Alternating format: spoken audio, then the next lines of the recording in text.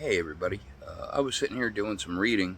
A couple things popped into my head, so I figured let me, do a recording. I'm kind of coming back to myself, figuring things out, learning things, putting pieces together. So I'm gonna get back to how I was a while ago, probably.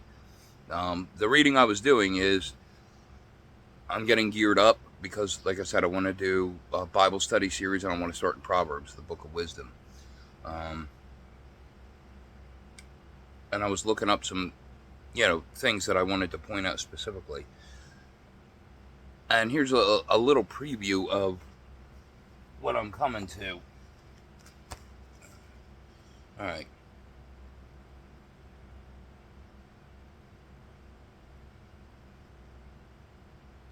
All right. Proverbs chapter 13, verses 15, 16, and 20. All right. I'm going to read those to you. Good understanding gains favor, but the way of the unfaithful is hard.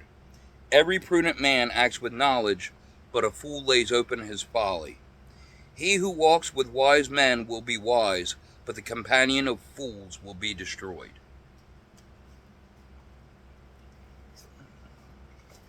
And what I looked up for that is, what I've been talking a lot about lately is the company you keep. And it's funny, I was sitting here thinking about it, and I'm thinking about, all the friendships, well, let's call a spade a spade. I've abandoned recently because they do not serve me in any way, shape, or form for any good.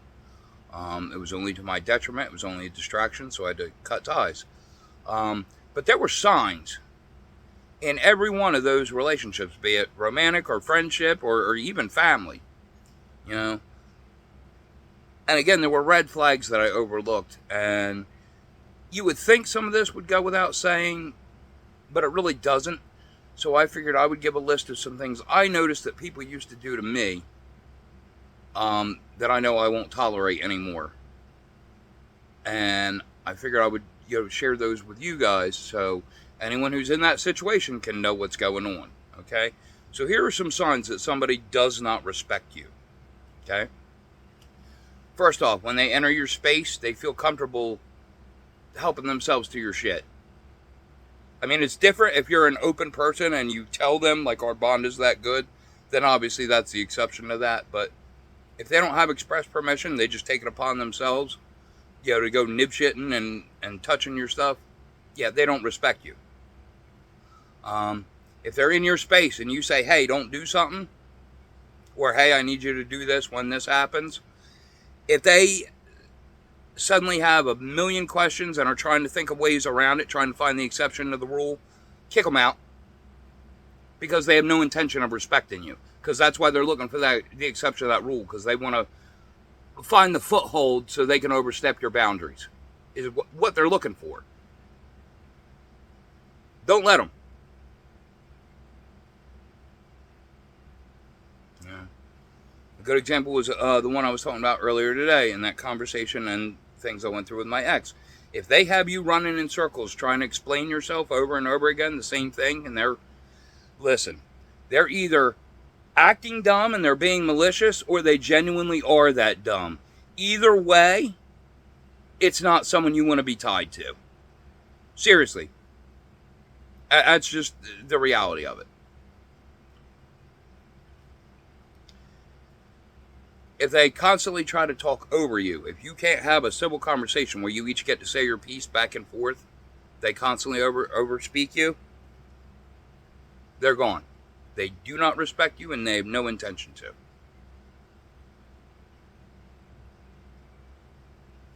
trying to think of some other examples, but those are some big ones. Like, that's stuff that used to annoy me. When people would come into my space and tell me how it's going to be run. Like, no.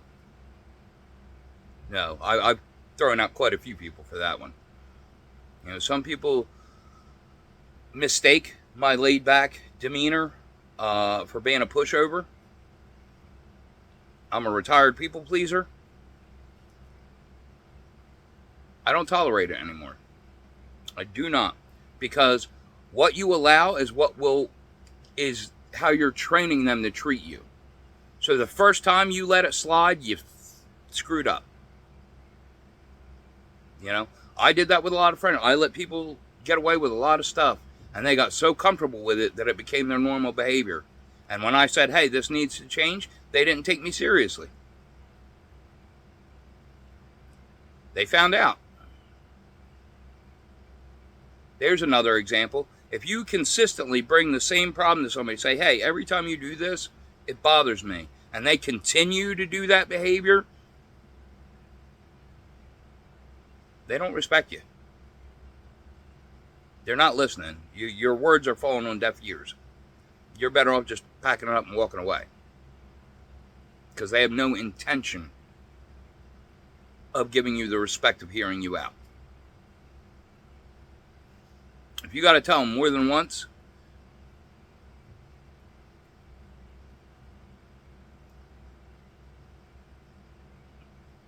like I said, don't put the blinders on.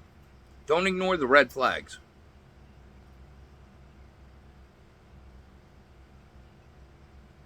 You know, it finally got into my head after the 5th time my ex did the same shit.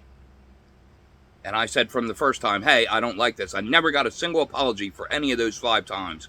Never got any acknowledgement, no accountability. I'm hard-headed.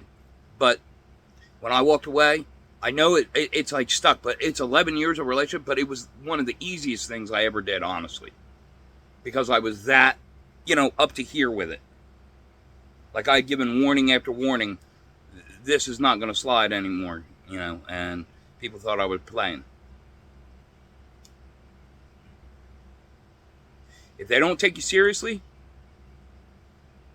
make them by removing your presence. That is seriously the only answer. And if they have to lose you to understand that you were serious about it, do not open that door back up again. They had their chance. If they couldn't respect you enough to take you seriously the first time, there's no point in giving them another chance. And that doesn't mean, you can still be civil with them, if they're somebody that you're going to come across. You don't have to be their friend. You don't have to go bend over backwards for them. You don't have to give them friendship treatment if they want to give you disrespect. That works with coworkers. Some people you just can't get away from. Some family members are going to see at family functions. Some people you can't remove yourself from, which is unfortunate. But you can still check out mentally. You can treat them differently. And you can make it clear. Like, again, you don't have to be a jerk about it, but you can be very firm in your boundaries when you deal with those people. And make it clear. And if you come across as a jerk to them, so be it. I got zero problems being a villain in somebody else's story, as long as I don't lose myself in mine. That's what matters. That's the important part. You have to protect yourself. And I don't just mean, keeping yourself safe. I mean, you have to nurture yourself. You have to let yourself grow. It's not good enough to just keep things as they are and protect them, because it's stagnant. You'll never evolve past that. So there's more to protection than just keeping it as it is. Part of protecting something is nurturing it, making it stronger.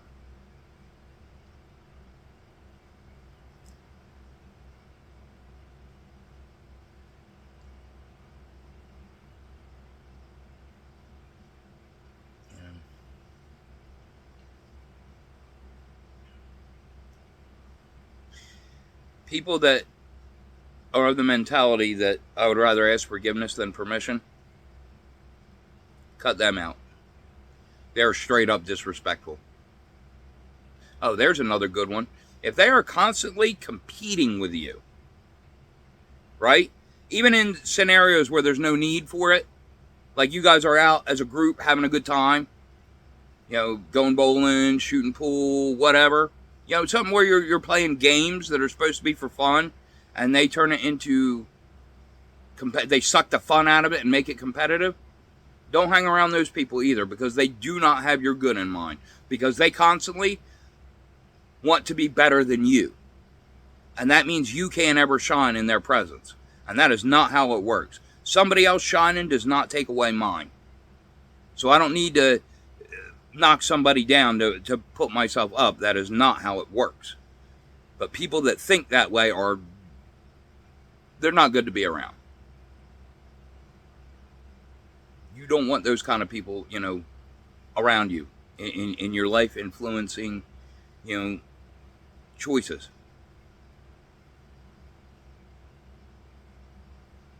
And don't back down.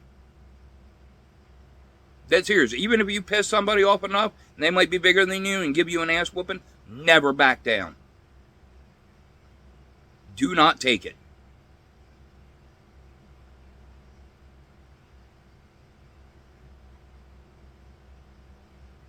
You got to go 10 toes down and tell people you ain't playing.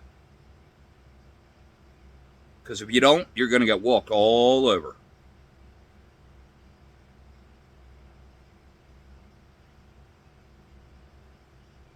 And I honestly, I spent a lot of time in solitude the last couple months. I mean, don't get me wrong, I have my friends from the church and I have family, but I prefer the solitude to being surrounded by fake people that just have no good intentions for me. People that can come to you and unload their problems, but the minute you're going through something, they all fucking scatter like cockroaches. You can't find anybody.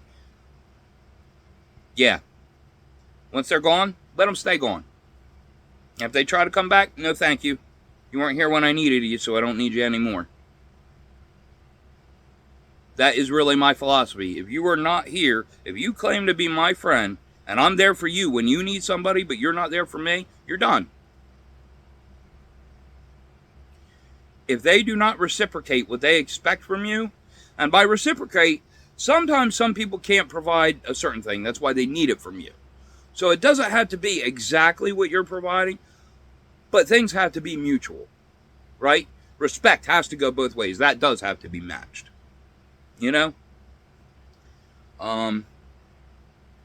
Consideration, thoughtfulness, that has to be mirrored back to it. Compassion. There's another thing. If every time, you have a good idea or a good achievement, and somebody's got something slick to say that's not quite an insult, but it's a backhanded compliment, get away from those people too. They mean you no good. Seriously. These are all, everything I'm listening to is all stuff that I put up with that, in hindsight, looking back, that's why things went the way they were. This is the caliber of people I was hanging around. And that says a lot about me and accountability of the person that I used to be. And I am so thankful that I decided to take this step. That I've decided to, go inward and grow and fix myself and try to be better at life. I do not want to stay where I was, where everybody wanted to keep me, underfoot. Everybody was happy putting a boot on my throat, but nobody wanted to offer a hand up. Guess what? I proved every single one. I am still standing. I don't need a friggin' one of yous. I do not. And I've proven that time and time again. I allow people in my presence. I don't need people in my presence.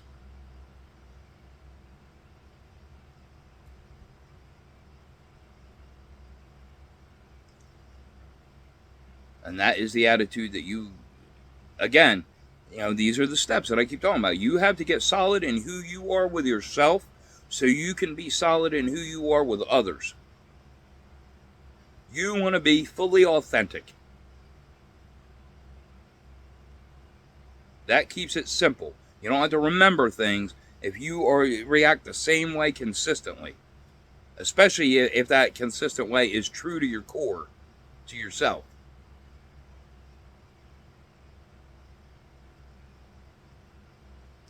It's very important. It really is. I mean, we all have to get along But we're not meant to conform because we're not meant to all be the same. You know, you got people out there getting surgeries and they all want to have the same look. Like, no, that's not how we were designed. You know, everybody wants everybody to act the same way and think the same way. Like, no, that's boring. That's dangerous even. How do you grow and evolve if everybody just is happy with the status quo? Right? Nobody has a desire. You know, even if life is good, it can always get better. There's always room for improvement.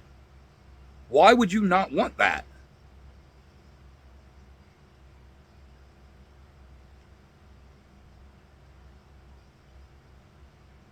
You know?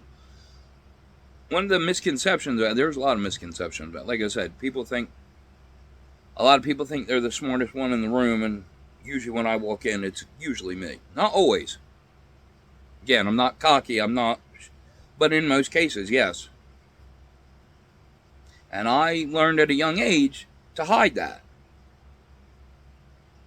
Because again, people are uncomfortable. If you seem better at them in any way, shape, or form, people get very uncomfortable with that. I was bullied a lot as a kid.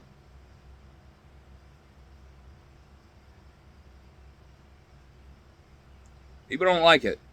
And it's sad. It really is sad. Rather than being happy for you and making you an asset in their life, like, right? Like, these are people that you already consider friends. They're around you enough to know your personality, right?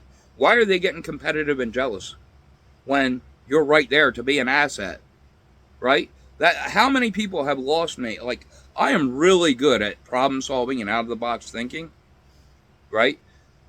No matter what, when people come to me with a problem, I will find some solution for them. Even if it doesn't solve the entire problem, something that will give them relief, something that will help them move forward. Every time. I never fail. I don't. Now, whether they choose to listen or not is up to them.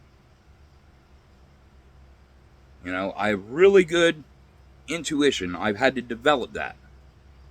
But I can see things, you know, not literally, but my pattern recognition skills are good. I can technically see the future. You know, not literally, but I understand people. Like, if I know somebody, I'll know their pattern enough to tell you what's going to happen. And again, that's one of those things that I'm not always right, but I'm rarely wrong. And if I say there's something there, there's definitely something there. I've never been that far off. I might not be right about the details, but there's always something going on. And again, I'm a handy person to have around. I really am. But that's the problem. Too many people want me around to use me, but not because they actually enjoy my company. You know, I understand a lot of people are threatened by me, not just my intelligence, but, you know, my intellectual intelligence, my emotional intelligence, which is still growing, still developing, you know, but it's something that I choose to work with.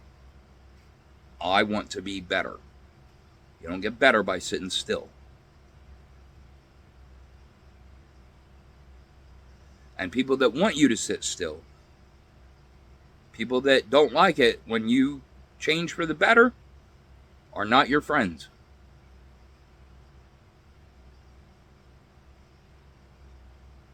Those are the people you got to distance from.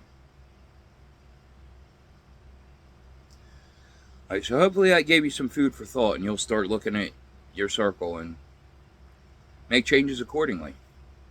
You know, remember, you are the CEO of your life. Hire, fire, and promote as you deem necessary. Dead serious. Do not forget that. Do not let anyone have control over your life. It is all yours. The only way you lose it is when you hand it over. That's the only way to lose it. Despite what some people may think. You know, again, I have some really crap luck, and I got a lot of things dangling over my head. You know, sword of Damocles kind of thing. But I choose not to live as a victim. Because if you stay a victim, that means you don't have to change. And if you don't change, it won't change.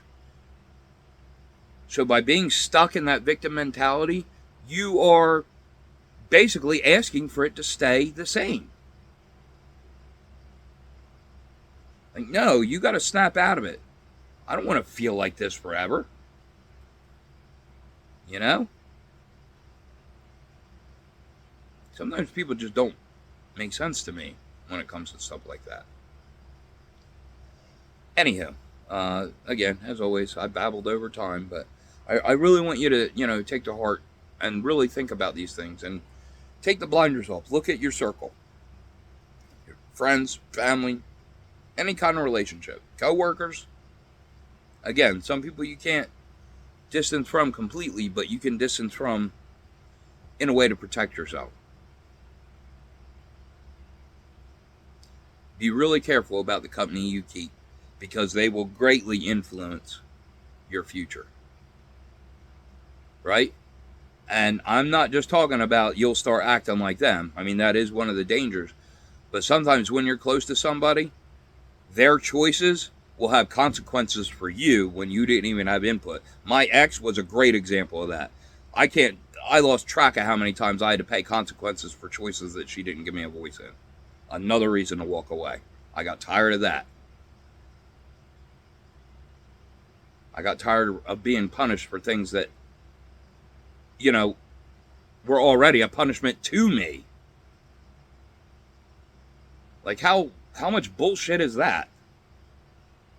But again, that's why I walked away. And I'm very grateful that she did what she did and she took as long as she did to reach back out, because by then it was too late.